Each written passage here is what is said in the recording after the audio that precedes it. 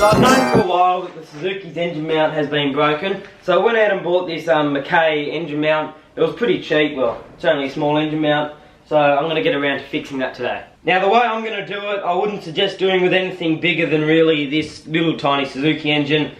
It's a light engine, like I can pick the whole thing up just like that. I can lift it off the engine mount.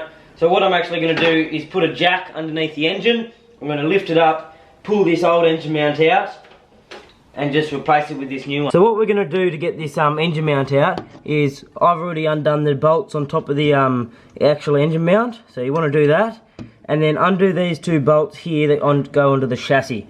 So that means the whole unit can drop out as one, and then we can put the new unit in.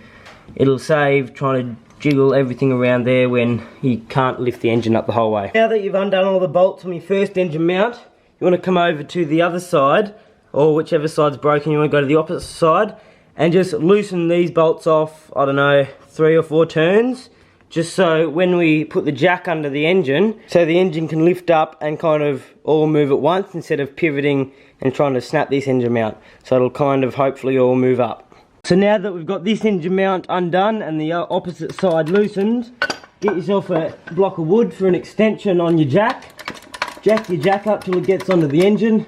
Now don't put it on the middle of the drain pan, you can probably just put it on the edge where it mounts to the engine, or you can put it, which I probably suggest, on the actual where the engine mount mounts to the engine.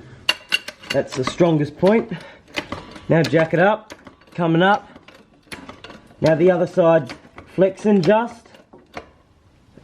That's just moved it. Now we'll go up top and try and bash it out. Righto, moment of truth. We've got everything loose. Might have to jack that engine up a bit more. Oh, look at that, comes out easy.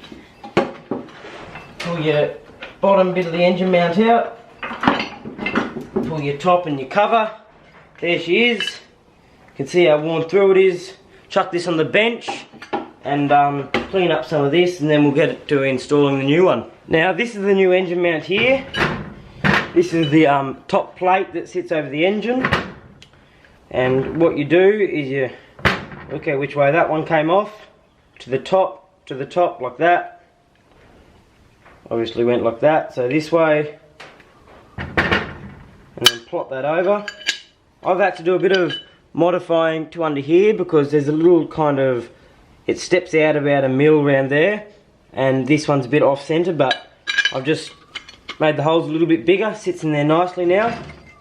The bottom one sits like that with that centering hole there, sits in there nicely, and there's your engine mount assembly. So time to put this whole assembly back in the car. Now I've done this bottom nut up pretty tight so it all holds into place. You slip it in, make sure it's all in the right way. We'll work out which way goes where. Like that, a little bit more height. Should slip in nicely. There's that. Now get your top locking washer, spring washer, whatever you want to call it, and your top nut. Put those on there.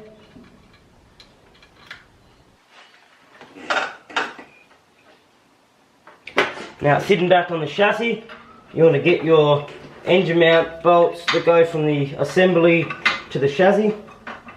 Put those in, put the other one in. Do the nuts down tight, and then you can let the engine fully on its own weight, and you should have a nice new engine mount. So that's all there is to it. The engine mount's back in, it's still got some nice movement to it, so the engine can move around. Just don't forget to do your other engine mount bolts up that you undid so you could let the engine pivot. So that's the old engine mount. It's in 2 pieces now, shouldn't be. They always seem to fail along that top line where they've kind of been glued in. It likes to break that one on the corner because when the engine revs, it's got force that wants to go this way, and it's always pulling up on that mount there. So that one probably won't break often. This one will break much more often than the other side because it's doing that.